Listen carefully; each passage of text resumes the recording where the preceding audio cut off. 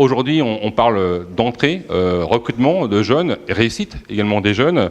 Donc nous avions réalisé à l'IUT une enquête, c'est pour ça que Cédric Frambourg viendra tout à l'heure présenter l'enquête, et si vous êtes là ici aujourd'hui aussi pour présenter cette enquête, pour écouter la présentation, et échanger aussi avec nous, hein, c'est l'occasion aussi, c'est pour ça que ceux qui restent à déjeuner, n'hésitez pas à parler avec les collègues, hein, c'est vrai que là, c'est la première fois, je crois que c'est la première fois de cette ampleur que le monde du SUP, IUT et le monde du SCO se réunissent au sein de la même amphi pour parler d'un sujet commun. Et je crois que c'est une grande première, et c'est pas un hasard si Madame le recteur vient aujourd'hui. Je pense objectivement, ça répond à une attente, mais c'est une attente naturelle de réunir ces deux mondes. Et ce continuum Bac-3, Bac+3, c'est un enjeu important, puisqu'encore une fois, l'important, c'est pas de les faire rentrer, c'est aussi de les faire réussir. Et augmenter aussi le taux de rentrée, et l'enquête nous expliquera un peu, nous donnera des éléments. Hein, Mais avant ça, juste pour expliquer un peu, donc les assises des IUT, ça fait 10 ans que les mondes des IUT se réunissent. Et donc aujourd'hui, on avait donc 93 inscrits des différents IUT bretons, plus 46 personnels, collègues des lycées de toute la Bretagne sont venus, donc bienvenue à eux. Bon, certains nous connaissent depuis longtemps, mais d'autres découvrent l'IUT de Vannes, et donc on les accueille avec plaisir. Dans les IUT, vous connaissez un peu le réseau des IUT, je ne vais pas le redire, on est sur tout le territoire, et on représente globalement près de 9000 étudiants à ce niveau-là. Alors, avant de commencer sur l'enquête, j'aimerais revenir quand même sur une petite étude que j'ai faite, parce que moi, comme j'ai dit, directeur d'IUT, c'est pas un métier, c'est une fonction. Mon métier, moi, c'est de faire des stats. Donc, dès que j'ai des données, je m'amuse avec. Et donc, je me suis intéressé un petit peu à l'entrée des étudiants. Et donc, les données, ça, c'est des données qui viennent des IUT et confirmées par le rectorat. Globalement, ce qu'on voit, c'est en termes de vœux, donc, en termes de vœux confirmés en IUT cette année, la répartition des vœux entre bac techno et bac généraux, alors j'ai pris toujours le cycle systématiquement, hein, donc BT, bac techno et BG, bac généraux. Donc globalement, on a donc une répartition qui est donc 71% des vœux émanent de bacheliers généraux, 29% techno.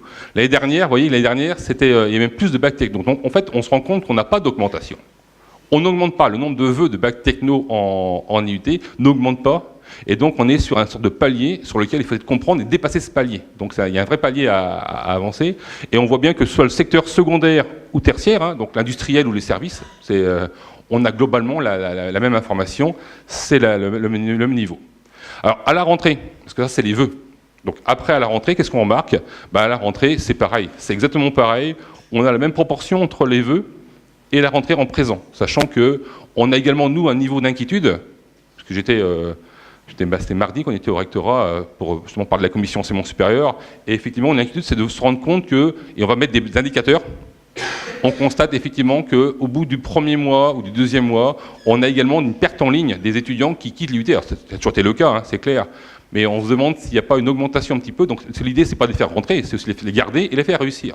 Donc si c'est pour les faire rentrer et qu'au bout d'un mois, 2 mois, ils nous quittent, ça reste quand même un souci. Donc, mais en tout cas, présent à la rentrée, on a bien alors, il y a aussi des bacs autres, hein, qui sont là, mais globalement, on a toujours pareil, 70% de bacs généraux et 28% de bacs technologie.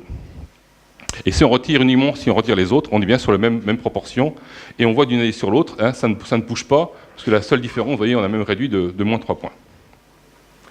Alors une fois qu'ils sont rentrés, il faut les faire réussir. Et moi, depuis des années, je demande au directeur d'IUT de me ramener des chiffres, et après, dans chaque IUT, on nous remonte les chiffres. C'est ce qui fait la force du réseau des IUT, hein, c'est d'avoir des chiffres un petit peu consolidés au niveau des 8 IUT bretons. Et donc, concernant la réussite au premier semestre.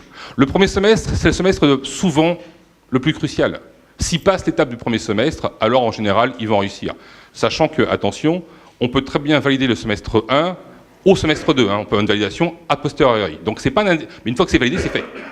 Hein, une fois que c'est validé, le premier semestre, il est validé.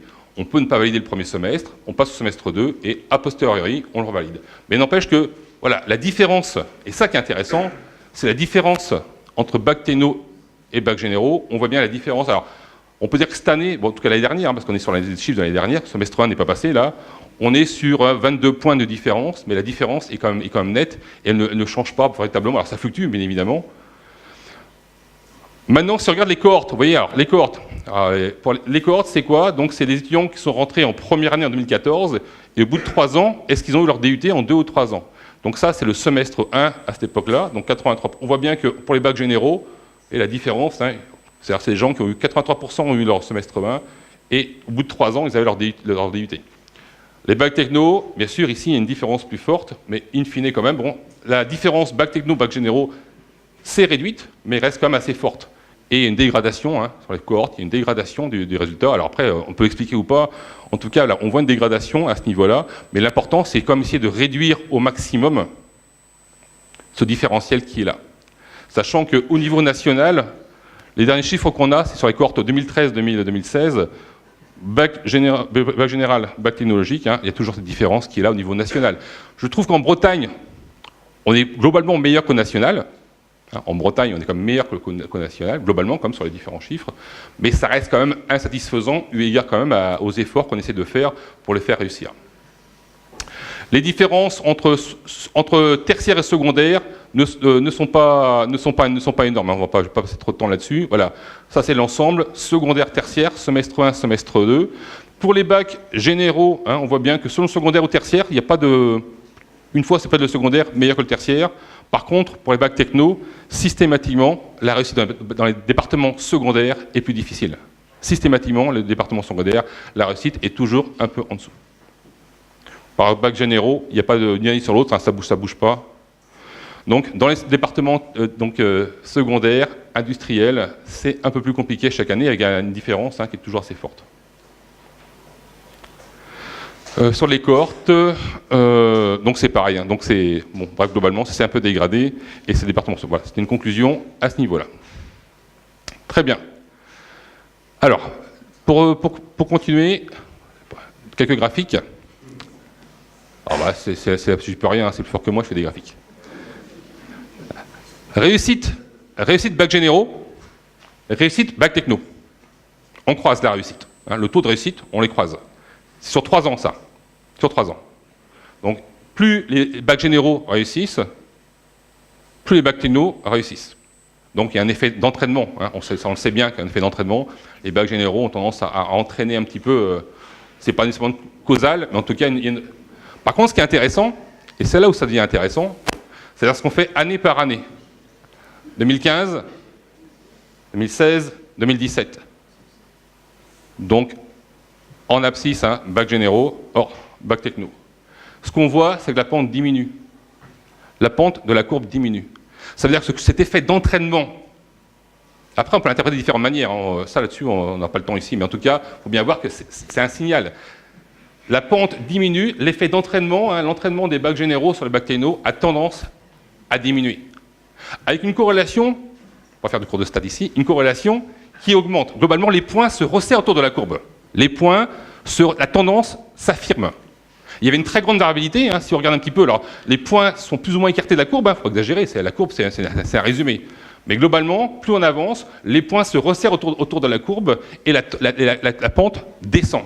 Il y a moins cet effet d'entraînement. Hop. Donc la réussite des bacs généraux dépend, entre guillemets, alors, pas une dépense directe, mais en tout cas, de moins en moins de celle des bacs techno. La modélisation. Un peu de modélisation statistique, pas de mal. Si, vous allez voir. Non, mais je vous assure. Non, c'est pas un cours, mais on voit comme des choses. Non, mais. Allez, on avance. On avance. Oh. Regardez. L'idée, c'est comment expliquer le taux de réussite des bacs techno. Hein, on a les chiffres des bacs de réussite des bacs techno. Et on a une variable à expliquer, puis là, c'est des variables qu'on peut expliquer, hein, on met dans le modèle. Qu'est-ce qu'on voit apparaître? Tertiaire, secondaire, pour différentes années. La réussite des bacs généraux avait un impact, en tout cas, il y a une corrélation avec la réussite des bacs techno. On descend d'une année sur l'autre, on descend. La réussite des bacs généraux, on a vu sur la courbe, hein, oui, la courbe qui descendait, c'est pas un hasard. Ça descend, et on voit apparaître ici un effet négatif. Le nombre de bacs généraux, la taille de la promotion. La taille des promotions commence à avoir un impact négatif sur la réussite des bacs techno. Après, derrière, on pourra passer du temps à réfléchir, on n'a pas le temps aujourd'hui, mais en tout cas, ça mérite comme de se dire que ce qui était avant un aspect positif ici, on voit bien la diminution de la réussite des bacs généraux sur l'impact sur la réussite des bacs techno. Ça diminue, les coefficients diminuent, et on voit apparaître tout doucement l'arrivée de la taille de la promotion. Donc c'est aussi un élément qui nous demande, nous, à réfléchir sur la réussite des bacs techno, sur le fait que la taille de la promotion peut aussi avoir un impact, et donc finalement, la masse fait qu'il n'y a plus ce côté on travaille ensemble, on y arrive. Pour le département secondaire, pareil, élément essentiel, la réussite des bacs généraux, hein, tac, il y a un impact, première variable à rentrer dans le modèle, ça c'est clair, et l'impact, l'influence diminue au fur et à mesure. Et on voit arriver le nombre de bacs techno, et ici la proportion. Une variable qui apparaît maintenant, la proportion des bacs techno dans la proportion. Ce n'est pas le nombre, hein, on est sur la proportion, ça change un petit peu. Donc on voit ici effectivement, hein, ici vous avez ici la réussite des bacs techno et le nombre de bacs généraux. Vous voyez l'impact, en tout cas la relation, nombre de bacs généraux et la réussite des bacs techno. Ça c'est bon, c'est bon. Et par contre, le nombre de bacs techno également est effectivement, il y a aussi une influence, hein, entre guillemets, il y a une corrélation entre le nombre de bacs techno et la réussite, mais elle est moins nette. En tout cas, mathématiquement, elle est moins nette. Et donc, on passe d'un système où la réussite des bacs généraux, réussite des bacs techno, et ici le nombre. Donc, on passe en 2015, en 2016, à un effet positif des bacs généraux sur les bacs techno, à un effet négatif de la promotion des bacs généraux sur la réussite des bacs techno. Alors, la proportion de bacs technologiques est plus difficile à mettre en œuvre. Hein. Objectivement, ici, on voit bien, ça c'est la proportion des bacs techno et la réussite des bacs techno. Bon, il y a 3 départements ici qui se distinguent un petit peu, mais globalement, le côté positif a du mal à être atteint. Voilà, pour conclure. Oui. Oui. Ah, le R2, je ne sais plus s'il apparaissait où le R2. C'était avant. Ici, encore. Oui, le R2. C'est globalement, est-ce que globalement la courbe explique le modèle, est-ce que le modèle a du sens? Encore une fois, vous pouvez avoir des valeurs qui sont très loin de la courbe et que finalement la dispersion qu'on observe n'est pas. La droite finalement résume pas grand-chose. La droite résume pas grand-chose. Et donc plus le R2 augmente, plus le modèle a du sens. Hein, voilà. Plus le R2 augmente, parce que sinon on peut faire des modèles effectivement avec des courbes dans tous les sens, une droite qui résume pas grand-chose. Plus le R2 est important, plus le modèle a du sens. Donc on voit bien que voilà, et donc le modèle ici s'améliore. Donc voilà, donc l'effet entraînant et le nombre de bacs généraux dans la promotion devient un facteur négatif. Enfin, pour ceux qui ont déjà fait QS dans les assises avec moi, je sais plus, il fut une époque, j'ai fait des patatoïdes comme ça, des classifications. On peut commencer à être... Non, on n'a pas le temps, mais en tout cas, on peut faire des typologies de départements. Des typologies de départements qui ont des comportements en termes de réussite à peu près équivalents. Hein, on crée comme ça des groupes de départements, et donc on peut comme ça caractériser certains départements qui... alors oui, par exemple, oui, on a aussi des départements pour lesquels la réussite au semestre 1 change beaucoup d'une année sur l'autre. Il y a des départements, pour la réussite, c'est toujours pareil. Bah, je dis n'importe quoi, je dis 80%, 82%, 79%, vous voyez, d'une année sur l'autre. Et puis il y a des départements en DUT où la réussite en premier semestre bouge beaucoup. 50% une année, 80% l'année d'après, oui, ça bouge beaucoup. Et donc parfois, voilà, alors après c'est des stratégies de département parfois, hein, ça peut être aussi des stratégies. Voilà, chaque département peut avoir sa manière de faire pour gérer la réussite des départements, et on peut comme ça trouver, voilà, donc ici, on peut comme ça trouver des caractéristiques sur les différents départements. Ou ici, voilà, où on a ici des départements où l'effectif est important, l'effectif est moins important, la réussite est plus importante, et comme ça on peut caractériser les départements. Mais tout ça pour dire que ça prend du temps.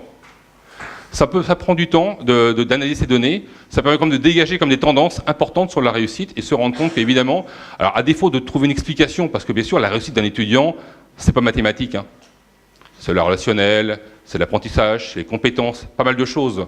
Mais quand on agrège tout ça, on peut comme dégager des tendances, et le fait que en tout cas moi dans ma tête en tout cas de me dire que les bacs généraux attiraient naturellement, et ce qui est vrai entre guillemets, hein, en faisant travailler ensemble la mixité des publics, rappelez-vous, en IUT, la mixité des publics était une force. C'est clair qu'au bout d'un moment, cette mixité ne peut avoir cet effet entraînant, et que l'effet de masse qu'on peut avoir dans une promotion importante peut avoir un effet plus négatif. D'où la nécessité d'un accompagnement encore meilleur, et que les travaux entre le lycée et les IUT doit régler Ça, si on ne fait rien, entre guillemets, la tendance, elle est là. On voit bien que la tendance est là. Après, derrière, on peut dire ce qu'on veut. La tendance, elle est là. Et donc, il faut améliorer cette relation bac-3, bac+3 pour aller contre cette notion de réussite, de façon à ce que, globalement, tout le monde réussisse. Et pas uniquement les bacs généraux ou certains bacs techno. On doit augmenter et réduire, même si on est meilleur que la France, entre guillemets, réduire cette relation, cette différence entre la réussite des bacs techno et des bacs généraux. Voilà ce que je voulais donc en introduction de l'enquête. Merci pour votre attention.